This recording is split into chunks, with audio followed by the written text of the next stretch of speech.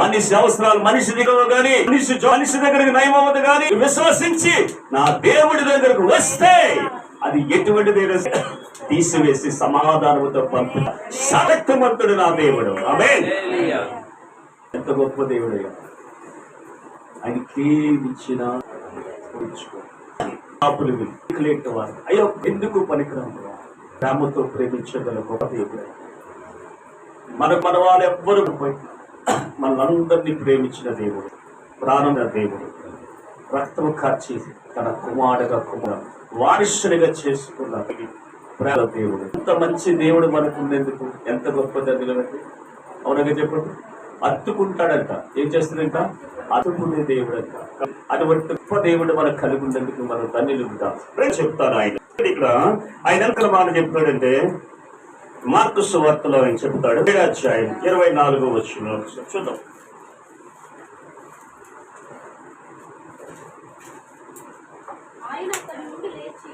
ఆయన అక్కడి నుండి లేచి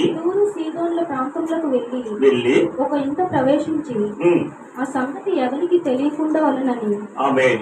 ఎక్కడున్నాడంట? తూరు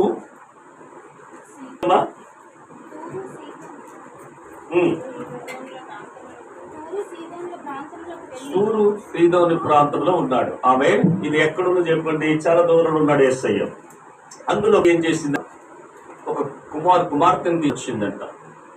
ఆ కుమార్తెకి చాలా సంవత్సరాలు వ్యాధితో బాధపడుతుందంట. ఎక్కడికి వెళ్ళా ఆ కుమార్తె విడుదల కలగటం లేదు. ఇంకా చూసి చూసి చూసి చూసి ఏం చేసిందంట? తన ప్రాంతంలో ఒక కండిషన్ పెట్టారంట. మన ఊరు భోజనం కాదు నువ్వు తీసుకెళ్ళడానికి. ఆ ఊరిలో నువ్వు వెళ్ళిన తర్వాత మళ్ళీ నీ కూతురి కన్నా స్వస్థపరచకపోతే మాత్రం తిరిగి ఊరిలో అడుగుపెట్టే ఛాన్స్ లేదన్నారు. మరి ఏం చేస్తాను? ఎక్కడ తీసుకొచ్చిందో తెలుసా? ఏదో పెద్ద హాస్పిటల్ దగ్గరికి వెళ్ళలేదు, పెద్ద వైద్యం చేసే ఆయుర్వేద మెడిసిన్ దగ్గరికి వెళ్ళలేదు. వెళ్ళిందంట. ఎవరి దగ్గరికి వచ్చిందంట?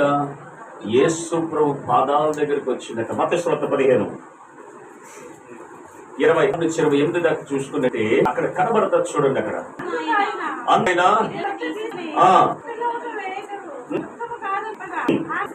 ఆమె ప్రభువా